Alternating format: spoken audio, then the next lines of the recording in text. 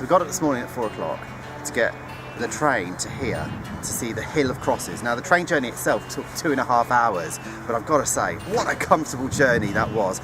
Loads of leg room, a table, big spacious seats, Wi-Fi and table service. What more could you possibly want? The taxi from the station to the crosses cost us €25, and that included the taxi driver waiting for us for 1 hour to take us back. What a wonderful place this actually is. It's absolutely amazing. 11 kilometres outside the city of Siauliai is this very unusual site. It's a small hill covered by a mass of crosses.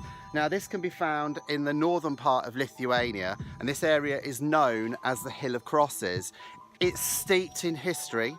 It's seen many uprisings and wars. However, the exact origins of this hill remain a mystery to this day. Reports of strange visions, ancient legends and stories about ghostly sights surround this area. One famous story which surrounds the hill's existence is of a young girl who fell terribly sick and was dying. A vision appeared before her father, who told him to place a cross on a nearby hill and the girl would be fully recovered. The father set to work carving a cross and placed it on a hill. When he returned home, the girl was standing in the doorway of the family home, perfectly well and recovered. What an amazing place this is. It's just one of those really weird, surreal places that you stumble across every now and again, and it is absolutely fantastic. You can't even count the amount of crosses that are here. Somebody said there was 10,000 when I read it online. I think there's a lot more than 10,000 crosses in this area alone. The hill stretches all the way over the top here as well, right the way down.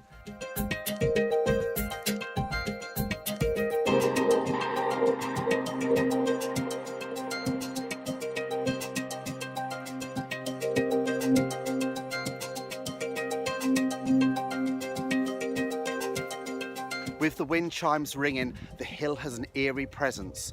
It has a calm but a ghostly feel to it. According to folklore, there was once a church where the hill now stands. A terrible lightning storm happened at night and struck the church, burying it under the rock with people still inside. Some of the local residents have said they've caught glimpses of a ghostly procession of monks parading at the bottom of the mound during sunrise.